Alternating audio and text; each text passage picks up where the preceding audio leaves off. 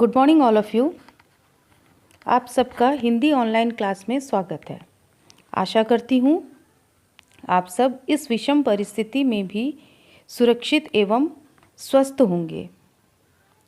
आज का हमारा विषय है अपना अपना भाग्य, जिसके लेखक हैं श्री जैनेंद्र कुमार जी। तो आइए सबसे पहले हम लेखक परिचय पढ़ते हैं।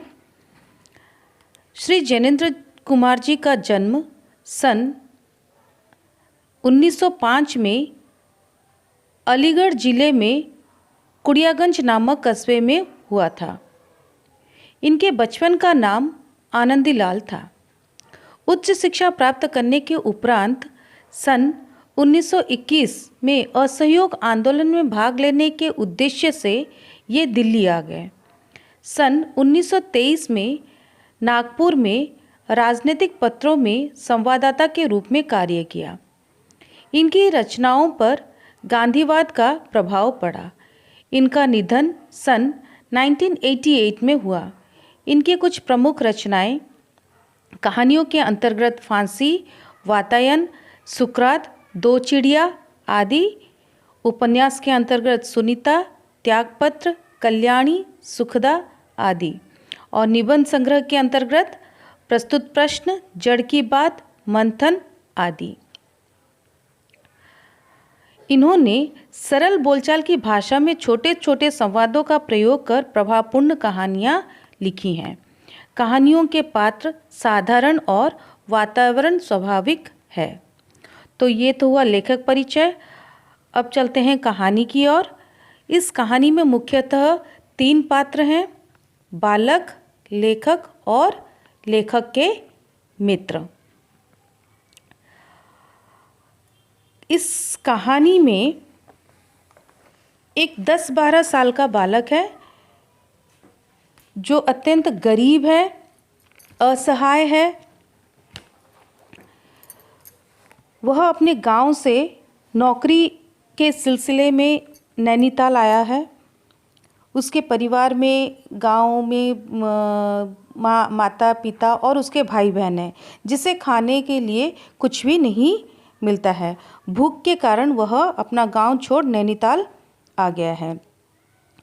और नैनीताल आने पर उसे एक होटल में नौकरी मिलती है, जहां उसे पूरे काम के लिए 1 रुपया और कुछ और झूठा खाना उसे नसीब होता था, और वहीं रात को होटल में ही सो जाया करता था। लेकिन एक दिन उसके मित्र, जिसके साथ वह अपने गांव से भाग आया था, उस मित्र को उस होटल के मालिक ने मार मार कर उसकी हत्या कर दी। अर्थात उसे इतना मारा कि उसकी मौत हो जाती है। और यह सब देख वह बालक दुखी हो जाता है और वहाँ से भाग आता है, नौकरी छोड़ देता है। और नौकरी छूट जाने की वजह से वह नैनीताल में दर दर भटक रहा था। और अचानक एक दिन लेखक और लेखक के मित्र से उस बालक की मुलाकात हो जाती है। जब लेखक और लेखक के मित्र नैनीताल घूमने गए थे और पार्क पर बैठे नैनीताल के सौंदर्य का आनंद उठा रहे थे, उस समय उसकी मुलाकात लेखक और लेखक के मित्र से हो जाती है। और दोनों उस बालक की दशा को देखकर उसकी मदद करना चाहते हैं। लेखक के मित्र उस बालक को अपने वकील दोस्त के पास लेकर जाते हैं उसे नौकरी दिलाने के लिए, लेकिन वहाँ पर भी उनके मित्र ने मना कर दिया, यह कहकर कि पहाड़ी बालक विश्वास के योग्य नहीं होते हैं। ऐसा कहकर उसे नौकरी पर नहीं रखा और उसे बाहर छोड़ दिया। लेकिन लेखक के मित्र जो है उसे कुछ पैसे देना चाहते थे, लेकिन छुट्टे पैसे न होने की वजह से वह उसकी मदद नहीं कर पाता है और उसे रात वहीं बाहर छोड़ अपने अपने रूम में चले जाते हैं। लेकिन दूसरे दिन जब सुबह होती है तब पता चलता है कि उस लड़के की मौत ठंड के कारण भूख प्यास से एक वृक्ष के नीचे हो जाती है। यह जब सुनते हैं दोनों लेखक और लेखक के मित्र, तो बस इतना ही कह उठते हैं कि यह उसके भाग्य में लिखा था, अपना अपना भाग्य। उसके भाग्य में यही लिखा था तो उसे यही मिला। तो इस प्रकार यह कहानी का सारांश है ये। इसमें इस कहानी के माध्यम से लेखक यह कहना चाहते हैं कि जब मनुष्य के सामने किसी की मदद करने का अवसर आता है तो वे कोई ना कोई बहाना बनाकर उससे बचना चाहते हैं और उसकी तकलीफ़ और परेशानियों को भाग्य का नाम दे देते हैं। तो यह कहानी मनुष्य को दूसरों की तकलीफ़ों के प्रति उदासीनता और लापरवाही दिखाती है। तो इस प्रकार इस कहानी का उद्देश्य यही है, लेखक का उद्देश्य यही है कि किस प्रकार आज के समाज में लोग मदद करना चाहते हैं लेकिन पीछे हट जाते हैं, कोई ना कोई बहाना बनाकर पीछे हट जाते हैं कि नहीं, हमसे ये नहीं हो पाएगा, उसके भाग्य में यही लिखा था इसलिए उसे उसके भाग्य पर छोड़ देते हैं। तो इस प्रकार यह कहानी तो हुआ, लेकिन कहानी को पढ़ने से पहले उसके 3 कैरेक्टर्स, 3 चरित्र जो हैं उस पर हम थोड़ा चर्चा कर लेते हैं। सबसे पहले जो चरित्र हैं वो है बालक। बालक, इस कहानी में बालक एक स्वाभिमानी है और मेहनती है। वह अपने जीवन निर्वाह के लिए दर दर भटक रहा है। उसकी कम उम्र में ही मौत से पहचान हो जाती है और निरीह, गरीब, असहाय इस बालक की मौत ठंड में एक वृक्ष के नीचे हो जाती है। नेक्स्ट आते हैं लेखक। लेखक जो हैं वो प्रकृति प्रेमी हैं। नैनीताल के प्राकृतिक सौंदर्य को देखने, उसकी प्रशंसा करने तथा ठिठुरती ठंड में आनंद उठाने का मौका अपने हाथ से नहीं निकलने देते। और लेखक समय के पाबंद भी हैं। नेक्स्ट है लेखक के मित्र। वे भी प्रकृति प्रेमी हैं। वे दयालु तथा परोपकारी स्वभाव के हैं। वे बालक की मदद करना चाहते हैं और इसी उद्देश्य से वे उसे अपने वकील दोस्त के पास काम दिलाने के लिए लेकर जाते हैं और बालक की तरफदारी भी करते हैं, लेकिन वे वहाँ पर असफल हो जाते हैं। मित्र का स्वभाव जो है, लेखक के मित्र का स्वभाव जो है वो दयालु तो है पर शब्दों तक ही है। वे अगर चाहते तो बालक को 10 रुपया दे देते या अपने होटल में कमरे में ही रात गुजारने की जगह दे देते या कुछ गर्म कपड़े देकर उसकी मदद कर सकते थे, लेकिन उन्होंने ऐसा नहीं किया, बल्कि उन्होंने भी यही कहा कि अपना अपना भाग्य। तो इस प्रकार इस कहानी के 3 चरित्र जो हैं उनका उल्लेख मैंने कर दिया है। अब चलते हैं कहानी की ओर। जो अपना पुस्तक निकालो और कहानी की ओर ध्यान दो। बहुत कुछ निरुद्देश्य घूम चुकने पर हम सड़क के किनारे बेंच पर बैठ गए। यहाँ पर लेखक और लेखक के मित्र जो नैनीताल घूमने आए थे वह लगभग नैनीताल घूम चुके हैं और थक गए हैं, जिस वजह से वे नैनीताल के एक पार्क में बेंच पर बैठ जाते हैं। नैनीताल की संध्या धीरे धीरे उतर रही थी, मतलब धीरे धीरे संध्या होती जा रही थी, रात अंधेरा होता जा रहा था। और नैनीताल तो है ठंड जगह, जिस वजह से ओले गिर रहे थे और वो रुई के समान दिखाई दे रहे थे। रुई के रेशे से भाप से बादल हमारे सिरे को छू छू कर बेरोक घूम रहे थे। उन्हें ऐसा प्रतीत हो रहा था, लेखक और लेखक के मित्र जो नैनीताल के पार्क में बैठे थे, उन्हें ऐसा लग रहा था कि मानो वे सारे जो बादल जो है, वे जो ओले जो है उनके बालों को छू कर खेलना चाह रही हो, ऐसा उन्हें प्रतीत हो रहा था। हल्के प्रकाश और अंधियारी से रंग कर कभी वे नीले दिखते, कभी सफ़ेद और फिर जरा अरुण पड़ जाते, जैसे हमारे साथ खेलना चाह रहे हो। कभी उसका रंग जो है अलग अलग दिखाई देता, कभी नीले रंग का, कभी सफ़ेद रंग का, कभी लाल रंग का दिखाई देता था, जैसे मानो वे जो ओले जो है उनके साथ खेल रहे हो। 5, 10, 15 मिनट हो गए, मित्र के उठने का कोई इरादा न मालूम हुआ। मैंने झुंझलाकर कहा, चलिए भी। बहुत समय तक वहाँ पर बैठने के बाद 15 मिनट हो चुका था। बैठने के बाद जब लेखक को ऐसा लगा कि मित्र यहाँ से अभी उठने वाले नहीं हैं, तो लेखक ने झुंझलाते हुए मतलब खींचते हुए कहा कि चलो चलो अब चलते हैं, समय हो गया, अंधेरा भी होने वाला है, अब अपने होटल की ओर चलते हैं। अरे ज़रा बैठो, लेखक के मित्र ने कहा। लेखक के मित्र को जाने की बिल्कुल भी इच्छा नहीं थी। उन्होंने कहा, अरे ज़रा बैठो बैठो। हाथ पकड़कर जरा बैठने के लिए जब ज़ोर से बैठा लिया गया तो और चारा न रहा। सनक से छुटकारा पाना आसान न था और जरा बैठना भी जरा न था। लेखक के मित्र ने जब हाथ पकड़कर जोर से जब लेखक को बैठने के लिए कहा तो वे चुपचाप बैठ गए, क्योंकि उन्हें मालूम हो गया था, पता चल गया था कि अब लेखक के मित्र यहाँ से जाने वाले नहीं हैं और उनका जरा मतलब बहुत समय तक यहाँ पर अभी बैठना पड़ेगा। वे पागलपन, एक उनके अंदर एक पागलपन है, जो कि वो प्रकृति प्रेमी हैं, प्रकृति के सौंदर्य में इतने मग्ध हो चुके हैं कि वे वहाँ से जाना नहीं चाहते थे। चुपचाप बैठे, तंग हो रहा था, मतलब वो परेशान हो रहे थे। लेखक कूद रहा था, गुस्सा हो रहे थे कि मित्र अचानक बोले, देखो वह क्या है। मैंने देखा कि कोहरे की सफ़ेदी में कुछ ही हाथ दूर से एक काली सी मूर्ति हमारी तरफ आ रही थी। मैंने कहा, होगा कोई। एक उन्हें दूर से एक काली सी मूर्ति, अंधेरा था, अंधेरा हो चुका था, संध्या का समय था, अंधेरा धीरे धीरे ढल रहा था, जिस वजह से उन्हें कोई स्पष्ट दिखाई नहीं दे रहा था। तो एक काली सी मूर्ति उन्हें, मतलब एक काला सा छाया उन्हें दिखाई दे रहा था। तो लेखक के मित्र ने कहा कि देखो देखो क्या है वहाँ पर। तो लेखक ने कहा, होगा कोई। 3 गज की दूरी से दिख पड़ा एक बालक, एक लड़का, सिर के बड़े बड़े बाल खुजलाता चला आ रहा था, नंगे पैर, नंगे सिर, एक मैली सी कमीज लटकाए हैं।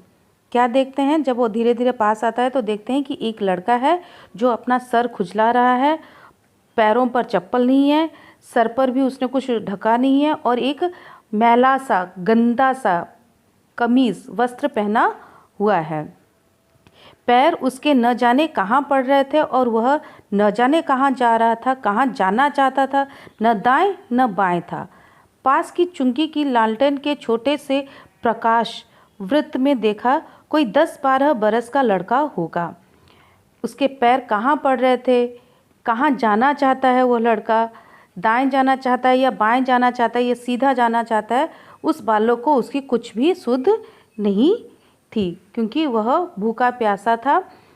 ठंड के कारण उसके शरीर पर कंपन हो रहा था। उसे कुछ समझ नहीं आ रहा था कि वह कहाँ जाए। उन्होंने एक पास की चुंगी का मतलब है एक चौक, जहाँ पर कर वसूल करने के लिए बनाई गई एक चौक है, जहाँ पर एक लांटन लगा हुआ है। उस छोटे से लांटन की रोशनी से उस बालक को वो देख पाए थे। उसका रंग गोरा था, लेकिन मैला होने की वजह से वह काला पड़ गया था। आंखें जो है अच्छी थी, बड़ी, और लेकिन सूनी थी, मायूस, दुखी था उसकी आंखें देखने पर ऐसा पता चल रहा था। माथा जैसे अभी से झुर्रियाँ खा गया हो, मतलब अभी से उसके फेस पर जो है झुर्रियाँ आ गई थी। भूख और प्यास के कारण उसके माथे पर, उसके चेहरे पर झुर्रियाँ आ गई थी। वह हमें न देख पाया। वह जैसे कुछ भी न देख रहा था, न नीचे की धरती, न ऊपर चारों ओर फैला हुआ कोहरा, न सामने का तालाब और न एकाकी दुनिया। उसे कुछ भी सुध नहीं था। वो ना उस बालक ने उस लेखक को और उसके मित्र को देखा था, और न ही धरती को वो देख रहा था, न ही चारों तरफ फैले कोहरे को देख रहा था, न ही तालाब सामने है उसको देख रहा था। कुछ भी नहीं, उसको कुछ सुध ही नहीं था कि वह क्या कर रहा है। बस वह अपने निकट वर्तमान को देख रहा था। बस वह जो उसके उस समय उसे जो करना चाहिए वही वह किए जा रहा था, बिना सुध के। मित्र ने आवाज़ दी, ए। जो लेखक के मित्र थे उन्होंने उस लड़के को बुलाना चाहा और उन्होंने बुलाते हुए कहा, ए। उसने अपनी सूनी आंखें फाड़ ली। दुनिया सो गई, तू ही क्यों घूम रहा है? उस मित्र ने उस बालक से पूछा। सब लोग सो रहे हैं, सब अपने अपने घर चले गए हैं, तू क्यों इस तरह से इस ठंड में ऐसे घूम रहा है? बालक मूक फिर से भी बोलता हुआ सा चेहरा लेकर खड़ा रहा, चुपचाप। मूक मतलब गूंगा, गूंगे की तरह वह चुपचाप खड़ा रहा, लेकिन ऐसा चेहरे से ऐसा प्रतीत हो रहा था मानो वह कुछ बोलना चाह रहा हो। कहाँ सोएगा? मित्र ने पूछा उस बालक से, कहाँ सोएगा? बालक ने कहा, यहीं कहीं। कल कहाँ सोया था? दुकान पर। आज कहाँ? आज वहाँ क्यों नहीं? नौकरी से हटा दिया। क्या नौकरी थी? सब काम, 1 रुपया और झूठा खाना। वह पूरा काम करता था, सब काम, जहाँ वो नौकरी करता था वहाँ पर सब काम करता था, लेकिन उसे 1 रुपया ही मिलता था और कुछ झूठा खाना उसे मिलता था। फिर नौकरी करेगा? हाँ। बाहर चलेगा? हाँ। आज क्या खाना खाया? कुछ नहीं। कब खाना? अब खाना मिलेगा? नहीं मिलेगा। यूं ही सो जाएगा? हाँ। कहाँ?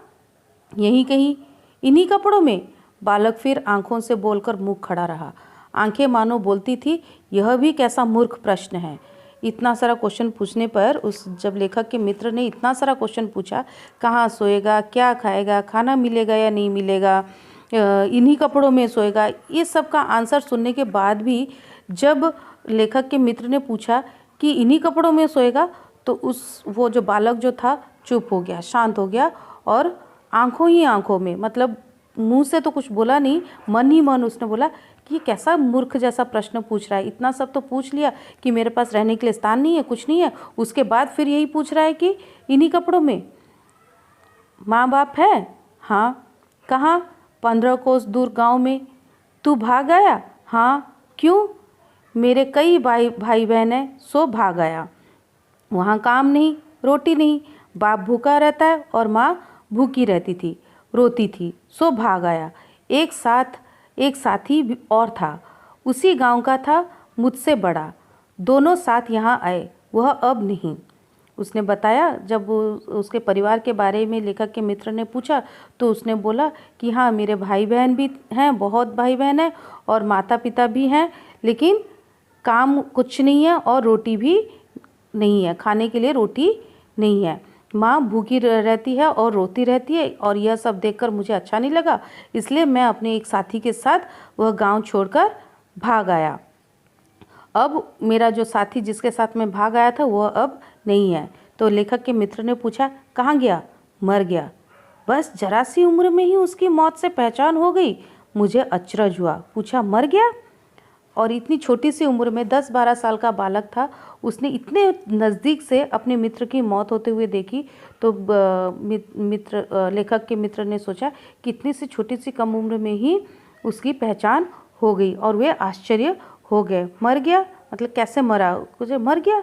हाँ, साहब ने मारा, मर गया। हाँ, जहाँ पर वो नौकरी करता था उस मालिक ने उसके मित्र को मारा और मारने की वजह से उसकी मौत हो जाती है। अच्छा, हमारे साथ चल। वह साथ चल दिया। लौटकर हम वकील दोस्त के होटल पहुँचे। वकील साहब और लेखक के मित्र और लेखक दोनों ने उस बालक को अपने साथ लेकर एक होटल गए जहाँ पर उनके वकील दोस्त रहते थे और वहाँ पर जाकर वकील साहब से बात की। वकील साहब होटल के कमरे से उतर कर आए। कश्मीरी दुशाला लपेटे थे, मोजे चढ़े, पैरों में चप्पलें थी, स्वर में हल्की झुंझलाहट थी, कुछ लापरवाही थी। ठंड के वजह से वकील साहब जब अपने कमरे से आए तो उन्होंने एक कश्मीरी दोशाला या जिसे शॉल कहते हैं वो ओढ़ के रखा था और पैरों पर चप्पल के साथ मोजे भी लगाए हुए थे और वो झुंझलाता हुआ और लापरवाही से आकर पूछा, क्या है? ओहो, फिर आप? कहिए, कहा झुंझलाते हुए। कहा, ओ, फिर से आप आ गए? बोलिए, क्या काम है? आपको नौकर की ज़रूरत थी ना? देखिए, यह लड़का है। कहाँ से लाए? इसे आप जानते हैं? जानता हूँ, यह बेईमान नहीं हो सकता। तो वकील ने पूछा कि हाँ, मुझे तो नौकर की ज़रूरत है, लेकिन ये इस बालक को जो लेकर आए, ये तुम कहाँ से लेकर आए, क्या तुम इसे जानते हो? तो लेखक के मित्र ने कहा कि हाँ, मैं इसे जानता हूँ, यह बेईमान नहीं है, इतना ही जानता हूँ। अजी ये पहाड़ी बड़े शैतान होते हैं, बच्चे बच्चे में अवगुण छिपे रहते हैं। आप भी क्या अजीब है, उठा लाए कहीं से। लो जी, यह नौकर लो। उस वकील ने कहा कि जो पहाड़ी लड़के जो होते हैं वो बहुत शैतान होते हैं, काम तो कुछ करते नहीं है, चोरी चकारी करते हैं और अपने इन बच्चों में अवगुण मतलब कोई भी गुण अच्छा नहीं होता है। और उठा लेकर आ गए पहाड़ी बच्चे को और बोल दिया कि लो ये नौकर ले लो, मानिए तो यह लड़का अच्छा निकलेगा। लेखक के मित्र ने कहा मान जाइए, यह लड़का बहुत ही अच्छा है और ये अच्छा काम करेगा। आप भी जी बस खूब है, ऐसे गोरे और नौकर बना लिया जाए और अगले दिन वह न जाने क्या क्या लेकर चंपत हो जाए। वकील ने कहा कि आप भी ना पता नहीं कहाँ कहाँ से उठा कर लेकर आ जाते हैं और बोलते हैं कि इसे नौकरी पर रख लो, और दूसरे दिन सुबह इसे नौकरी पर रख लिया और दूसरे दिन पता चला कि पता नहीं घर से क्या क्या लेकर वो चंपत हो गए, मतलब भाग गए। आप मानते ही नहीं, मैं क्या करूं? लेखक के मित्र ने कहा आप मानते नहीं है कि ये लड़का बहुत ही अच्छा है, तो मैं क्या करूं, और कुछ नहीं कर सकता। माने क्या खाए क्या खाक, आप भी जी अच्छा मज़ा करते हैं। अच्छा अब हम सोने को जाते हैं। और इस तरह ऐसा कहकर वकील जो है, उनका जो दोस्त जो था वकील साहब, वो मजाक अच्छा कर लिया ऐसा कहकर वहाँ से चले जाते हैं। कहते हैं कि चलो चलो मुझे अब सोना है, मुझे इस लड़के को नहीं रखना है, आप लेकर जाओ इसे यहाँ से। और वह 4 रुपया रोज़ के किराए वाले कमरे में सजी मसहरी पर सोने झटपट चले गए। और एक दिन का 4 रुपया, जिस कमरे में वह वकील साहब रहता था उस कमरे का किराया था एक दिन का 4 रुपया। उस कमरे में वो चला जाता है और मसहरी मतलब मच्छरदानी के अंदर सोने चला जाता है। बालक कुछ ठहरा, मैं असमंजस में रहा, तब वह प्रेत गति से एक और बढ़ा और कोहरे में मिल गया। जब लेखक के मित्र बालक की ओर मुड़े तो देखा कि वह बालक तेज गति से, बहुत तेजी से चलता हुआ वहाँ से वापस लौट आया और उस धुंध में कहीं गुम हो गया, पता ही नहीं चला। हम भी होटल की ओर बढ़े। हवा तीखी थी, हमारे कोटों को पार कर बदन में तीर सी लगती थी। हवा बहुत तीखी थी मतलब बहुत ठंड थी हवा, जिस कारण उन्होंने गर्म कोट पहना था, उसके बावजूद भी उन्हें ठंड लग रहा था और वे वापस होटल की ओर आ गए। सिकुड़ते हुए मित्र ने कहा भयानक शीत है, उसके पास बहुत कम कपड़े। लेखक के मित्र ने कहा कि इतनी भयानक शीत है और वह बालक जो है कहाँ चला गया इस कोहरे में, पता नहीं, उसके पास कपड़े भी नहीं है।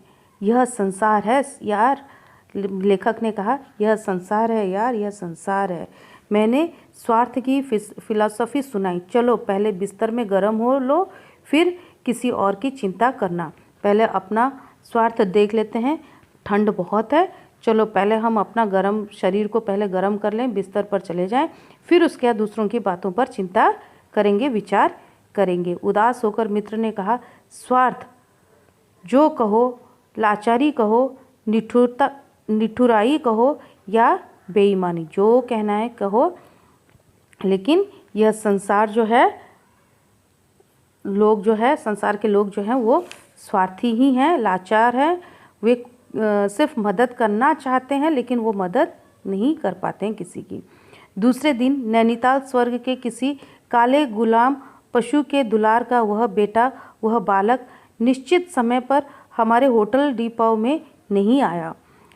तो लेखक और लेखक मित्र ने उस बालक को कहा था कि दूसरे दिन सुबह जिस होटल में वे रहते थे उस होटल का नाम था होटल डिपो, वहाँ पर उसे आने को कहा था 10 बजे, ताकि वे उसकी कुछ मदद कर सके, लेकिन वह दूसरे दिन उस होटल में नहीं आया। हम अपनी नैनीताल सैर खुशी खुशी ख़त्म कर चलने को हुए। उस लड़के की आस लगाए बैठे रहने की ज़रूरत हमने न समझी। और उनका जो सफ़र जो था नैनीताल घूमने का आने का जो समय जो था वो समाप्त हो चुका था। वे वापस अब आने वाले थे, इसलिए उन्होंने उस बालक का इंतज़ार करना उचित न समझा।